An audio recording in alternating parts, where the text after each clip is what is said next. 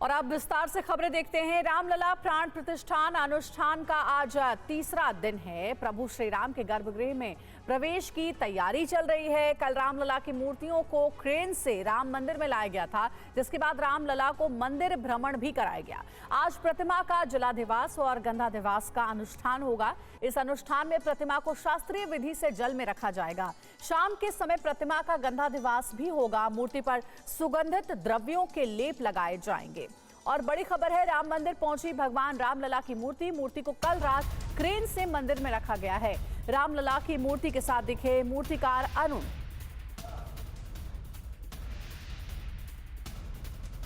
मूर्ति को कल रात क्रेन की मदद से मंदिर में रखा गया है और उस दौरान मूर्तिकार अरुण भी मूर्ति के साथ ही मौजूद थे। रामलला की मूर्ति गर्भगृह में पहुंचा दी गई है और 22 तारीख को प्राण प्रतिष्ठा की जाएगी।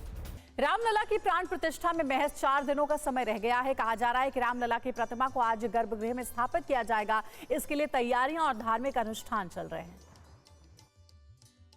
फूलों में सजे रामलला और निकल पड़ी उनकी सवारी। ये सवारी मंदिर परिभ्रमण के लिए निकाली गई, जिसमें बड़ी संख्या में साधु संत और तीर्थ ट्रस्ट के गणमान्य लोग शामिल हुए।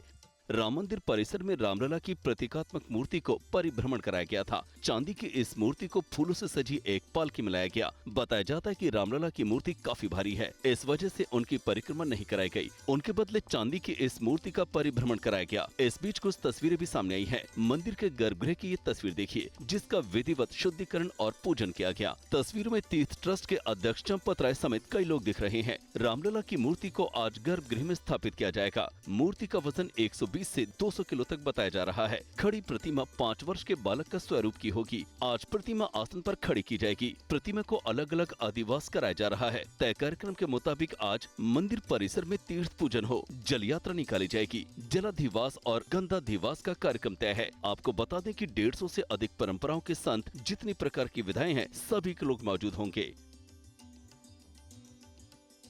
पंडित विट्ठल महाराज से टीवी9 भारतवर्ष संवाददाता ने खास बातचीत की। विट्ठल महाराज वही पंडित जी हैं जिन्होंने गर्भगृह में प्रारंभिक पूजा अर्चना करवाई। आज क्या कुछ होगा, आपको दिखाते हैं रिपोर्ट। पहले सबसे पहले जलाधिवास होगा, पुष्पाधिवास होगा, अन्नाधिवास होगा, इत्यादि सारे वास तो ये किस तारीख तक होंगे? जी 21 तारीख तक। तो ये जो होने के बाद फिर भगवान को उस जगह पे प्रतिष्ठित किया जाएगा जहाँ प्रतिष्ठित जी वहाँ पर संपूर्ण पंचांग देवी देवताओं का पूजन, षोडश मातृका, सप्तमी मातृका, चतुष्षष्ठी योगिनी, इसके बाद 10 दिक्पाल, पंचलोकपाल इत्यादि पूजन करते हुए संपूर्ण वैदिक विधि विधान से और पूरे देश, समस्त भूमंडल का, अखंड भारतवर्ष का, समस्त जनमानस का, जलचर, थलचर, नवचर, अच्चर, अचर, जितनी भी चेतनाएं हैं, सबके मंगल के लिए रघुनाथ पधार रहे हैं, प्रकट हो रहे हैं। एक बात बताएं कि ये जो प्रकटीकरण हुआ है उनका, उसमें मुख्य जगह पे कब उनको स्थापित किया? कल, परसों या कोई तारीख? मुख्य जगह पर तो 22 को ही प्रतिष्ठापित होंगे गर्भगृह में। हाँ। इससे पहले जब प्रवेश होगा तो हम आपको सूचना दे देंगे। चलिए, तो टीवी9 भारतवर्ष आपको जानकारी दे रहा है कि भगवान का प्रवेश हो चुका है गर्भगृह में, लेकिन कहीं और जो असली जगह है जहां पे प्रतिष्ठित होना है वो कई सारी पूजा अर्चना के बाद होगी। राम मंदिर की प्राण प्रतिष्ठा को लेकर बच्चों में जबरदस्त उत्साह देखा जा रहा है। गुजरात से लेकर यूपी के उन्नाव तक की तस्वीरें हम आपको दिखा रहे हैं, जहां बच्चों की सोच को आप देख के दंग रह जाएंगे। ये तस्वीरें ड्रोन से ली गई हैं। ड्रोन ने आसमान से जो तस्वीरें ली, वो राम नाम की अनोखी छवि लोगों को दिखा गई।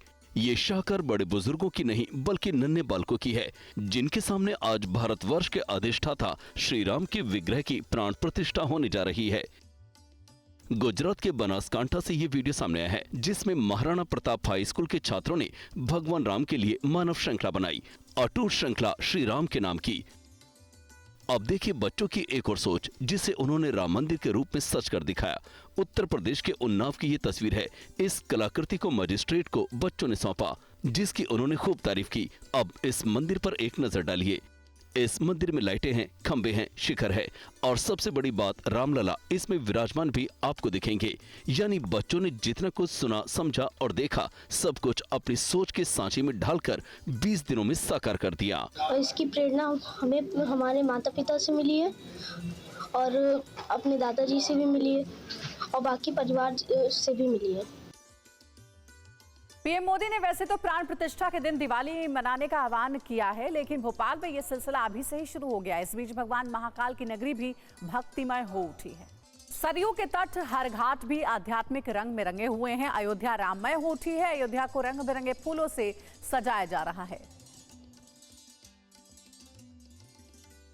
अयोध्या रामलला की प्राण प्रतिष्ठा को लेकर सज धज कर तैयार हो रही है। सड़कों के किनारे किस्म किस्म के फूल के पौधे लगाए जा रहे हैं। खूबसूरत फूल भी लगाए जा रहे हैं।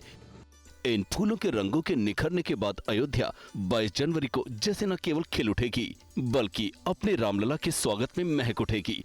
पूरी अयोध्या आध्यात्मिकता के साथ सौंदर्य की छटा भी बिखेर रही होगी। 15-16 तरीके की सीजनल फ्लावर्स से तरह तरह के इसमें हम लोग अच्छे से अच्छा खूबसूरत इसको बनाना चाह रहे हैं वर्टिकल गार्डन को। सरयू की छटा भी इन दिनों देखते बन रही है। संध्या आरती में बड़ी संख्या में राम भक्त शामिल हो रहे हैं। भव्य और दिव्य आरती का आनंद लेते श्रद्धालुओं के बीच जोश देखते ही बन रहा है। सरयू के घाट और बाट श्रद्धालु से अटे पड़े हैं। पूरी अयोध्या भक्ति में डूबी है। उस क्षण के इंतजार में है जब प्रभु श्री राम के नए विग्रह से पर्दा हटेगा, उनका दीदार होगा, रोम रोम में बसने वाले श्री राम का साक्षात्कार होगा।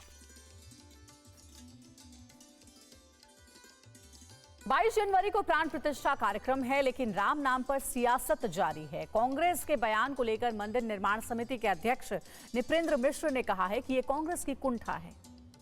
हमारे हर घर में मंदिर होता है यार, हर घर में मंदिर होता है। मेरे घर में भी मंदिर है, मेरे माता पिता के घर में मंदिर हुआ करता था, अभी तो गुजर गए हैं। तो ये क्या है? ये सब राजनीतिकरण है, राम का राजनीतिकरण है। ये जो 22 जनवरी का समारोह है ये राजनीतिक समारोह है।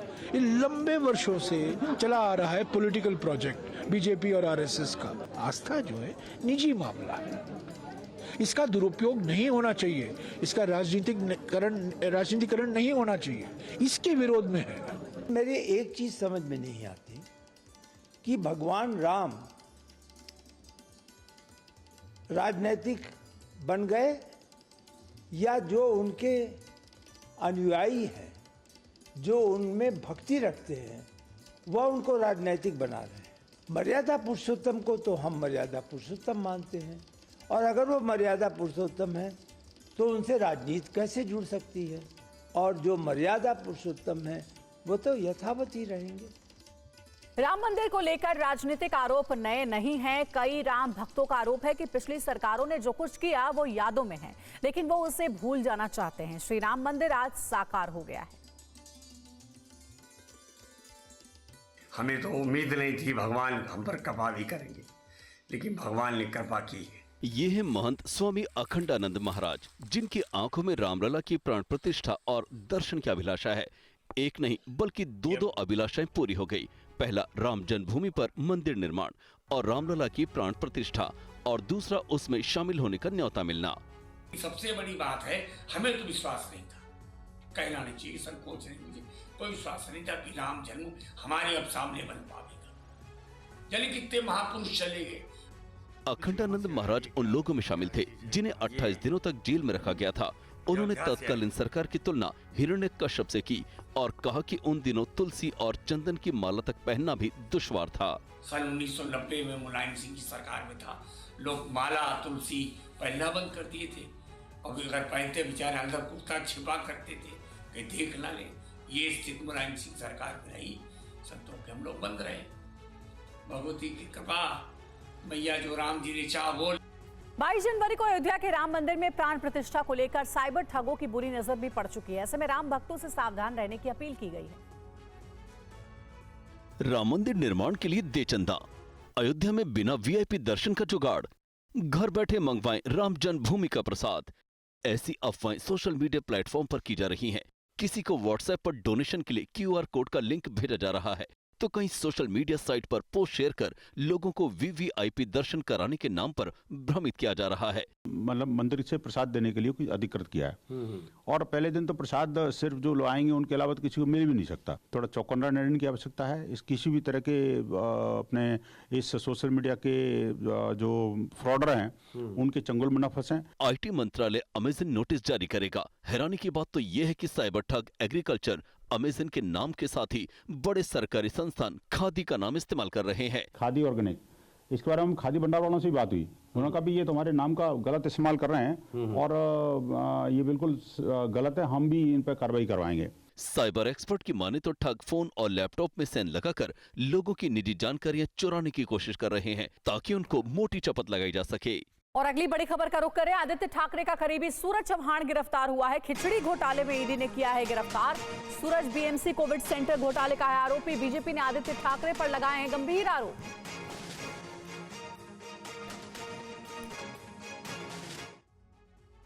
ईडी ने बीएमसी कोविड सेंटर खिचड़ी घोटाला मामले में आदित्य ठाकरे के करीबी सूरज चौहान को गिरफ्तार किया है। ये घोटाला कुल 6.7 करोड़ रुपए का था, जिसमें मुंबई पुलिस की आर्थिक अपराध शाखा ने मामला दर्ज किया था। इस मामले में कुल 7 लोगों के खिलाफ मुकदमा दर्ज किया गया था। बाद में इसी एफआईआर को ईडी ने आधार बनाते हुए prevention of money laundering act के तहत कार्रवाई शुरू की थी। कोविड महामारी के दौरान हुए कथित भ्रष्टाचार के मामले में ईडी और ईओडब्ल्यू जांच कर रही है। आरोप है कि जिस कंपनी को महामारी के दौरान प्रवासी मजदूरों को खिचड़ी वितरित करने का ठेका दिया गया था, उससे शिवसेना यूबीटी नेता अमोल कीर्तिकर को कथित तौर पर 52 लाख रुपए और सूरज चौहान को 37 लाख रुपए मिले थे।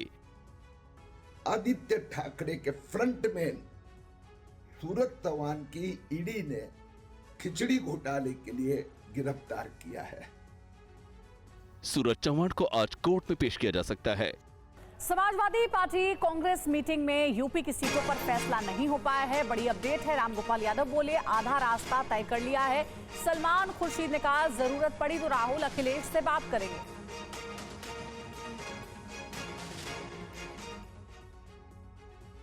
कांग्रेस और समाजवादी पार्टी के बीच मीटिंग की ये दूसरी तस्वीर है। दिल्ली में कल हुई मीटिंग में भी यूपी में सीट शेयरिंग को लेकर कोई अंतिम फैसला नहीं हो पाया। अब गेंद राहुल गांधी और अखिलेश के पाले में डाल दी गई है, जिसका खुलासा खुद कांग्रेस के वरिष्ठ नेता सलमान खुर्शीद ने किया, जो समाजवादी पार्टी के नेता रामगोपाल यादव के साथ मीटिंग में शामिल थे। मीटिंग के बाद कांग्रेस की तरफ से कहा गया कि बात आगे बढ़ी है।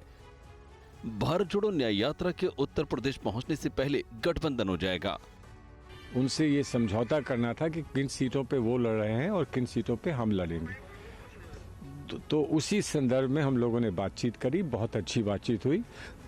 लेकिन हमने जो उनके सामने अपने विचार रखे हैं, जिन सीटों के बारे में जो उन्होंने हमारे साथ अपने विचार रखे हैं, उन्हीं को अब आगे बढ़ाना होगा और बहुत जल्द उनको बढ़ाने के लिए हम लोग फिर से मिलेंगे।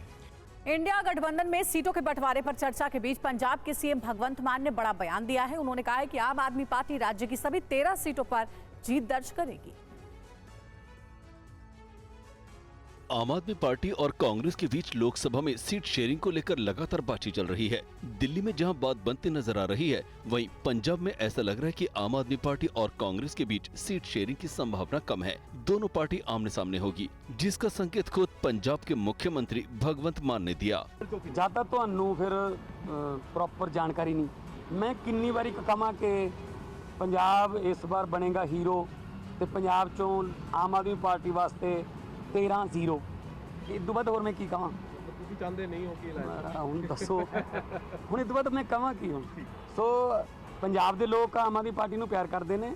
इससे पहले दिल्ली में आम आदमी पार्टी और कांग्रेस के शीर्ष नेताओं की बैठक हुई थी, जिसमें सीट शेयरिंग पर चर्चा हुई थी। सूत्रों की माने तो इस बैठक में दिल्ली, पंजाब, गुजरात, गोवा और हरियाणा में सीट शेयरिंग के फॉर्मूले को लेकर बातचीत हुई। इस बैठक में आम आदमी पार्टी ने दिल्ली में कांग्रेस को 3 सीटों पर लड़ने का ऑफर दिया है। आम आदमी पार्टी ने हरियाणा में 3 सीटों पर चुनाव लड़ने की मांग की है। और एक बड़ी खबर है, चंडीगढ़ में आज मेयर चुनाव के लिए वोटिंग होगी। आम आदमी पार्टी कांग्रेस में चुनाव को लेकर गठबंधन। मेयर चुनाव में गठबंधन का पलड़ा भारी है। चंडीगढ़ में आज विपक्षी गठबंधन और बीजेपी के बीच पहली चुनावी जंग देखने को मिलेगी। आज चंडीगढ़ मेयर का चुनाव होने जा रहा है। इस चुनाव में बीजेपी को हराने के लिए कांग्रेस और आम आदमी पार्टी ने हाथ मिलाया है। एक दूसरे के खिलाफ चुनाव लड़ने वाले दोनों दलों के बीच चंडीगढ़ में पहली बार गठबंधन हुआ है। ये गठबंधन लोकसभा चुनाव से पहले से हुआ है। दोनों दलों में हुए इस गठबंधन के बाद कांग्रेस के मेयर पद के प्रत्याशी जसबीर सिंह बंटी ने अपना नाम वापस ले लिया है। उन्होंने अपना समर्थन आप प्रत्याशी कुलदीप कुमार को दिया। अब आम आदमी पार्टी पार्टी के कुलदीप का मुकाबला बीजेपी के मनोज सोनकर से है। चंडीगढ़ नगर निगम की बात करें तो इसमें कुल 35 पार्षद हैं। इनमें बीजेपी के 14, आप के 13, कांग्रेस के 7 और अकाली दल का 1 पार्षद है। 1 वोट सांसद किरण खेर का है। ताज़ा हालातों को देखें तो विपक्षी गठबंधन बीजेपी पर भारी पड़ता दिखाई दे रहा है। कांग्रेस और आप में हुए इस गठबंधन के बाद दोनों के पार्षदों की संख्या 20 वोट हो गई। अगर सभी पार्षद अपनी पार्टी के प्रत्याशी को वोट डालते हैं तो वो आसानी से जीत हासिल कर लेंगे। और ईडी ने आबकारी नीति मामले से जुड़े केस में दिल्ली के सीएम अरविंद केजरीवाल को चौथी बार समन जारी किया है। समन के बाद आज केजरीवाल को पूछताछ के लिए ईडी के सामने पेश होना है। सीएम केजरीवाल अभी तक ईडी के समन पर पूछताछ के लिए हाजिर नहीं हुए हैं। उन्हें नवंबर से लेकर जनवरी तक 4 बार समन भेजा गया है। अरविंद केजरीवाल को पहला समन 2 नवंबर को भेजा गया था, लेकिन वो नहीं गए। दूसरा समन उन्हें 21 दिसंबर को भेजा गया था। सीएम केजरीवाल ने उस समन के बाद भी ईडी के सामने नहीं पेश हुए। तीसरा समन 3 जनवरी को भेजा गया, जिसे उन्होंने अवैध बताया था। कहा था कि समन राजनीति से प्रेरित है। तीसरे समन पर आम आदमी पार्टी ने कहा था कि अरविंद केजरीवाल जांच में सहयोग करना चाहते हैं, लेकिन ईडी का ये समन राजनीति से जुड़ा है। अरविंद केजरीवाल को चौथा समन 13 जनवरी को भेजा गया। उनसे जांच में सहयोग करते हुए 18 जनवरी को हाजिर होने को कहा गया है। दिल्ली में एक कार्यक्रम के दौरान केजरीवाल से समन को लेकर सवाल पूछे गए, जिस पर केजरीवाल ने क्या कहा, सुनिए। नोटिस की बात की कल के लिए तो जो भी कानून संगत जो भी काम है कानून के हिसाब से वो कानून के हिसाब से करेंगे। नोटिस की बात की कल के लिए तो जो भी कानून संगत जो भी काम है कानून के हिसाब से वो कानून के हिसाब से करेंगे। जम्मू कश्मीर में अचानक मौसम बदला और ऊंचाई वाले इलाकों में बर्फबारी शुरू हो गई। लंबे इंतजार के बाद बर्फबारी होने से वादियां बर्फ से सराबोर नजर आई। पहाड़ों पर मौसम ने अचानक करवट बदली है। जम्मू कश्मीर के कई इलाकों में जहां बर्फबारी शुरू हो गई है, वहीं उत्तराखंड में शिमला भी बर्फ की सफेद चादर ओढ़कर बेहद खूबसूरत लग रहा है। The ridge, mall road, Victorian church समेत शहर के पहाड़ी इलाके बर्फ की सफेद चादर से ढक गए हैं। पर्यटक इस बर्फबारी का खूब आनंद ले रहे हैं। जम्मू कश्मीर में इस बार काफी कम बर्फबारी देखने को मिल रही है। ऐसे में देर से ही सही बर्फबारी के बाद स्थानीय लोगों ने जहां राहत की सांस ली है, वहीं सैलानियों में भी काफी उत्साह नजर आ रहा है। पर्यटक बर्फबारी का जमकर लुत्फ उठा रहे हैं। लास्ट पॉइंट तक हम एंजॉय कर रहे हैं। इसके आगे एंजॉय करने की हमारी कैपेसिटी नहीं है। नहीं, फर्स्ट टाइम देखा है मैंने। कितना एंजॉय किया? बहुत ज्यादा मजा आ रहा है। उत्तराखंड में भी हल्की बर्फबारी का दौर चल रहा है। पहाड़ों की ठंडी हवाएं मैदानी इलाकों तक पहुंचने लगी हैं, जिससे उत्तर प्रदेश और दिल्ली समेत पूरे उत्तर भारत में कड़ाके की ठंड पड़ रही है। और फिलहाल यहाँ वक्त हो चला एक छोटे से ब्रेक का। फौरन हाजिर होंगे कुछ और खबरों के साथ।